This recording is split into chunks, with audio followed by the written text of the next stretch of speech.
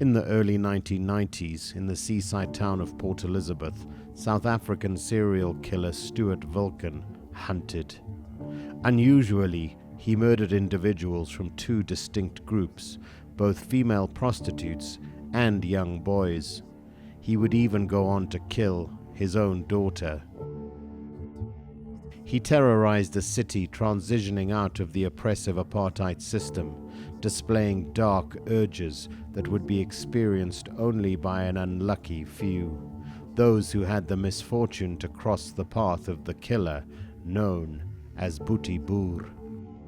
Okay, so Stuart Vulcan was found guilty of 9 counts of murder, 4 counts of sodomy, which in today would be considered rape under the new Sexual Offences Act.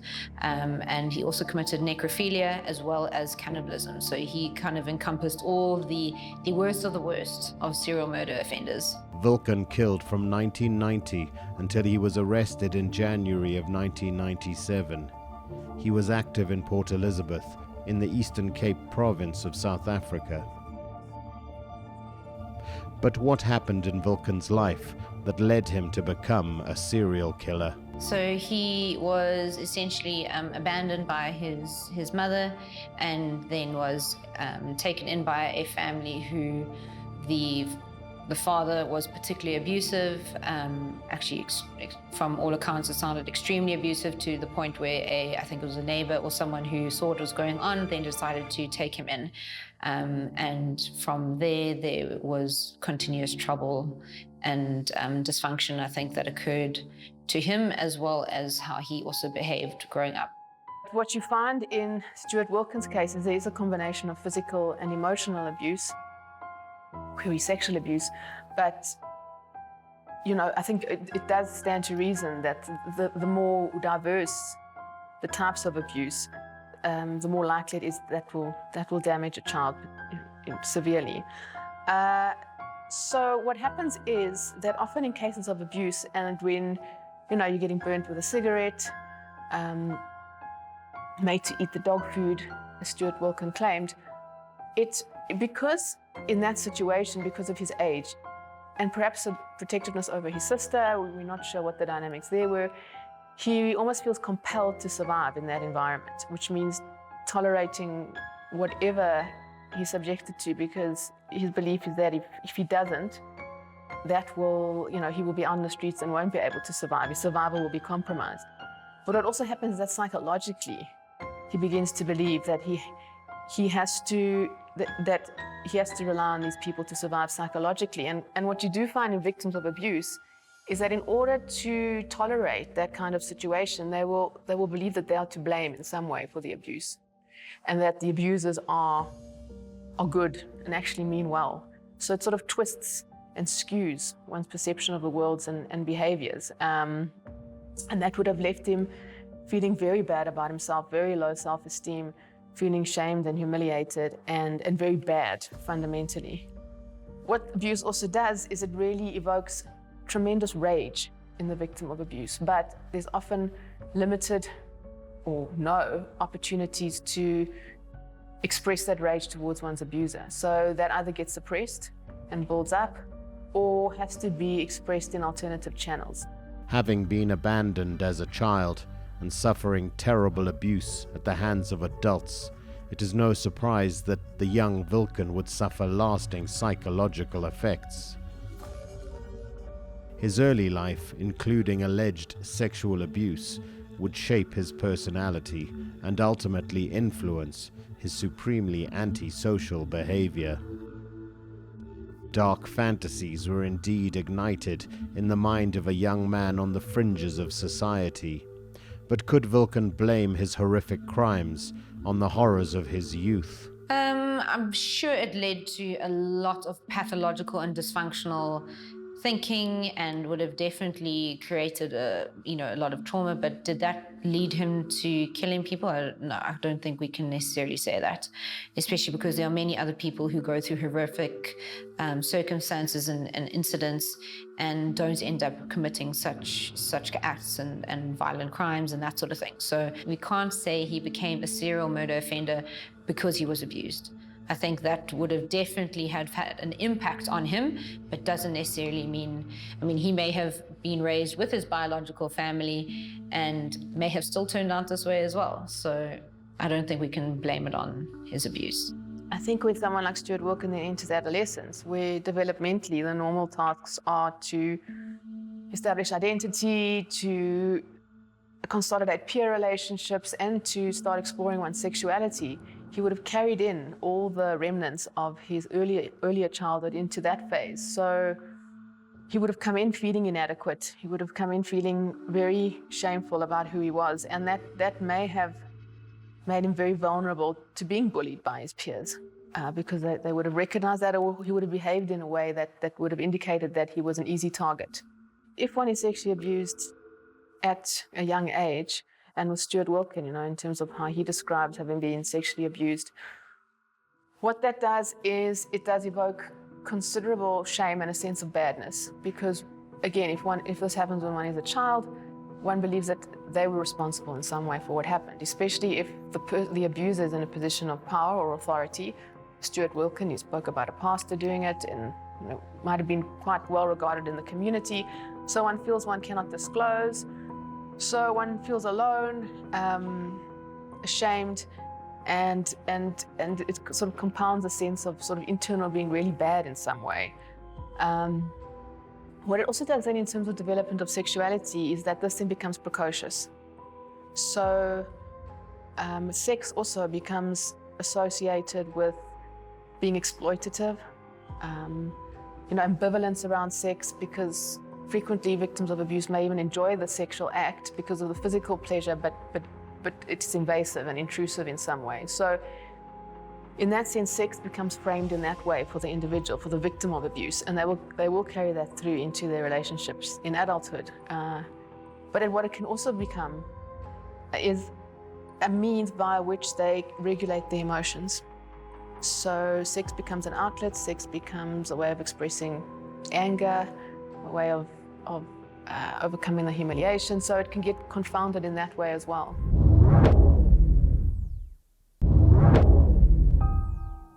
Wilkin's first confirmed victim was murdered in February of 1990. He was 15-year-old Monty Fico, a homeless child. Wilkin sodomized the boy at Cilliers Secondary School in Sydenham, strangling him to death. Wilkin, of course, did not stop there.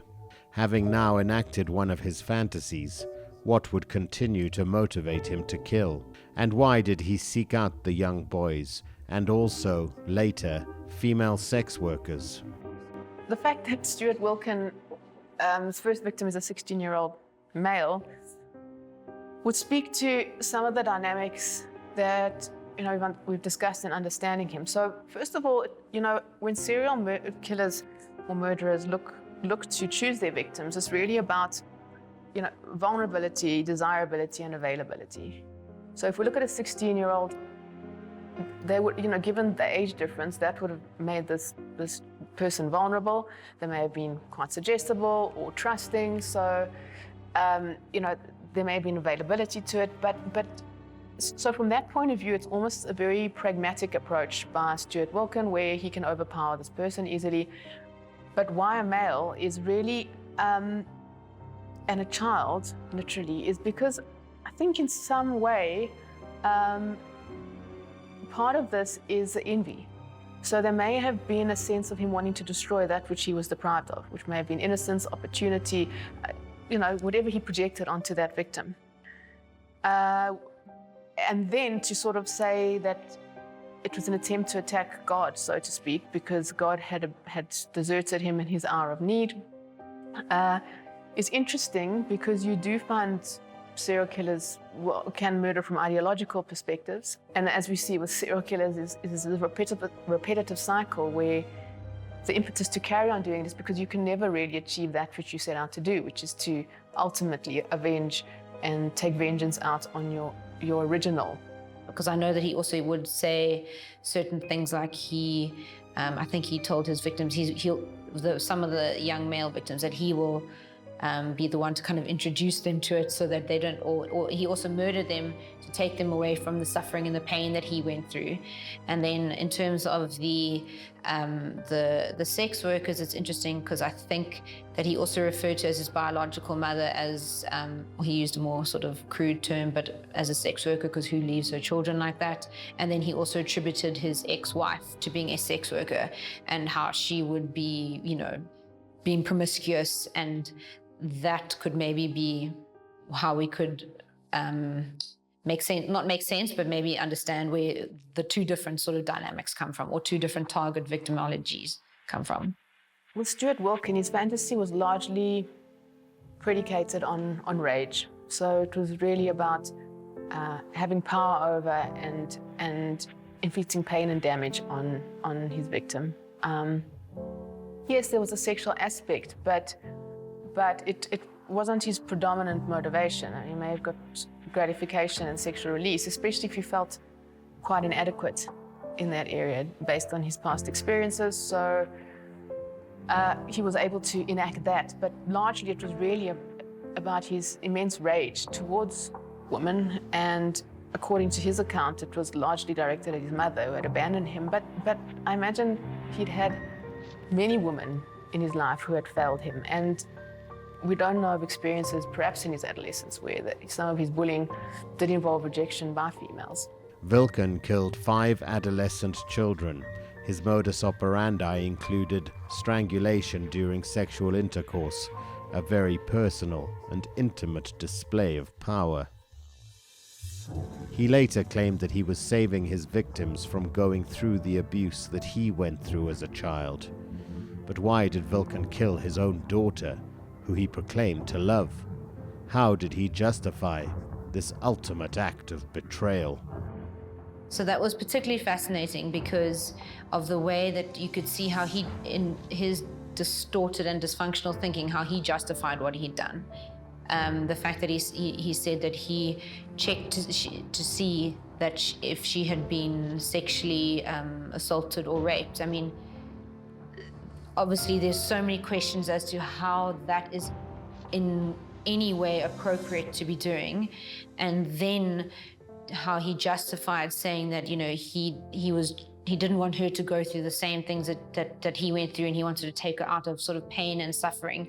I found that very, obviously that sounds like a lot of justification there, a lot of rationalizing, and it may have also just been his own sexual fantasies that he was playing out with his own daughter, but not wanting to actually come forward and say that, to try and make it sound like he's being this protective father, which maybe he even in his dysfunction believed himself. So if we talk about the projection and the envy that might have been in operation with him, where he felt envious of children who may have had better experiences than he did, or nurturing or loving homes, or perception of that, there would have been more of an ambivalence perhaps towards these victims, where he might have felt more, I can't say remorse, because these individuals are not really capable of that, but there may have been a sense of ambivalence in him, which would have made him take more care of his child victims in terms of burying them, and then in a very warped sense, they might have had a more special place in his heart, which is why he sort of would go back and reenact things with them. Wilkin kept his daughter's body hidden, revisiting the corpse and laying with her at night until she decomposed to a point where he ultimately buried her. Similarly, Wilkin played out his twisted fantasies on the young boys he had murdered. Again, he would hide the bodies so that he could return to them and continue to commit necrophilia on their corpses for weeks. Holmes and Holmes, they said that there's a power and control murderer. So they kill to symbolize their power and control on their victims. So killing for them is a way of regaining control of their fractured mind and personality. And so in terms of that fractured mind and personality, that's also how we could maybe attribute the younger victims for what he had experienced when he was younger with the male victims, and then also then the the sex workers which he experienced or attributed to his mother and his ex-wife. But in terms of necrophilia, necrophilia is basically the a sexual attraction to corpses. He's admitted to the fact that he would go back to corpses. He even had plans of how he would have sex with the corpses by inserting tissue paper or whatever it was, so the maggots couldn't get inside. There was the necrophilia is that attraction and sexual attraction to dead bodies, and I find it probably unlikely that did not occur with his daughter, just based on his pattern of behavior that he experienced. I think he also said he laid her clothes out at some point as well, and I can only think that would also possibly be him reenacting the fantasies as well, or his fantasy that he may have had.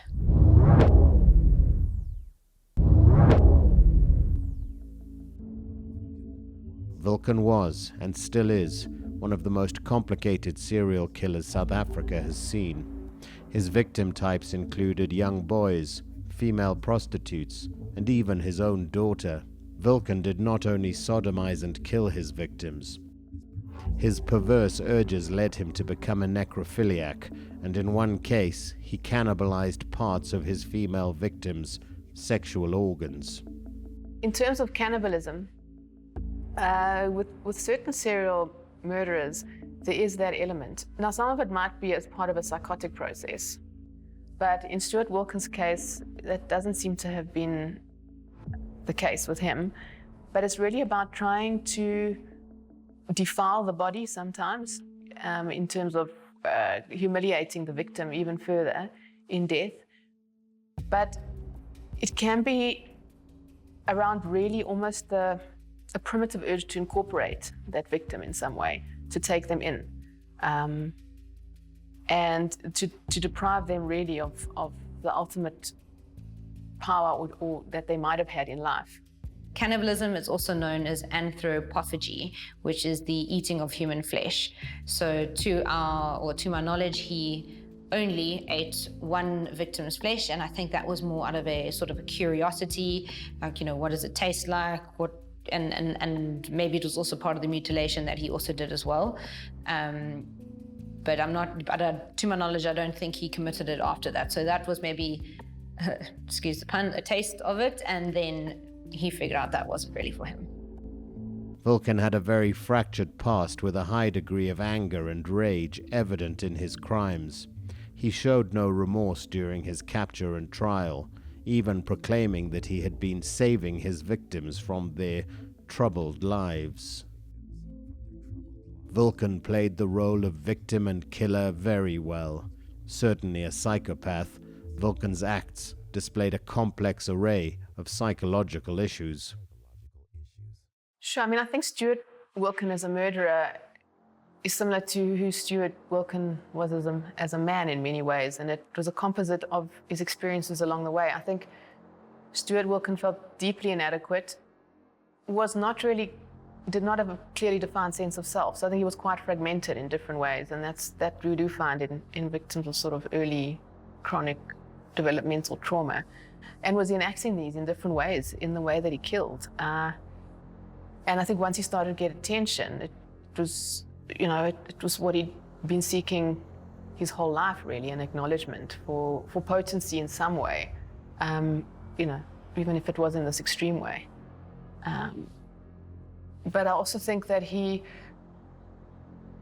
I think given, in many ways, Stuart Wilken is one of our first in South Africa, or one of our early serial murderers that we know of. And I guess he would have reveled in that novelty too, and being able to command the media's attention in the way that he did, and finally get the affirmation he'd been searching for. So, yeah, I think that would sum him up for me. And so we find that that's quite a lot with what we call criminal thinking. It's that the rationalization, the justifying why it's okay they did what they did, it's minimizing.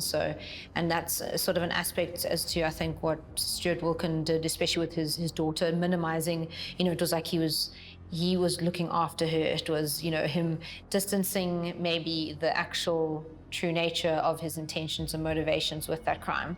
We get that confusion between wants versus needs, where it's like, I need to have sex, or I need to go kill someone, instead of going, actually, I want sex, or I want to go and kill someone. Then it's that victim stance of all these awful things happen to me, which can then also build that sense of entitlement of then they can just go out and take whatever they feel that is entitled to them. From rape to murder, necrophilia and cannibalism, Vulcan would stop at nothing to enact his darkest urges. Boetie Boer was ultimately sentenced to 7 life sentences, and had the death penalty been in place in South Africa at the time, he would certainly have faced the gallows. That said, in South Africa, there is no incarceration without parole. And so Vulcan is now eligible to be considered for release. But should that ever happen, and can he ever be rehabilitated? Really, he needs to be contained, and society will need to be kept safe, because psychotherapy will not work. I mean, the key goals in rehabilitation from a psychotherapeutic aspect are to access empathy, to develop insight, to learn from consequences, to experience remorse. And those are all factors which fundamentally are missing from Stuart Wilkins' makeup. So you cannot make progress that way. So unfortunately, he really needs to be contained and restricted. Just sad case for, I think, every single person involved. Even the fact that he had someone who essentially tried to save him when he was growing up. There was someone who really did, I think, have good intentions of they wanted to give him a better life. And he still turned into someone who could do such horrific acts. And then once again, that victim mentality, I think, also stood out for me a lot. It was just a lack of insight into his own behavior and how he is obviously playing into certain dynamics, or most of the dynamics. I hope he's never let out. I really do hope he is never let out, because the mind boggles at how this would have stopped, and I'm sure there's a lot of things that are probably going on in the correctional facility that other people are probably being taken advantage of. Obviously, we don't know, but we just, I think, need to hope that he is never released. Also, what support system does he have? How would he ever be able to support himself financially by getting a job? Would you ever hire someone who has committed necrophilia, cannibalism? So the realistic, even if by some miracle he has been rehabilitated, how is he going to be able to actually function in society if he is ever released?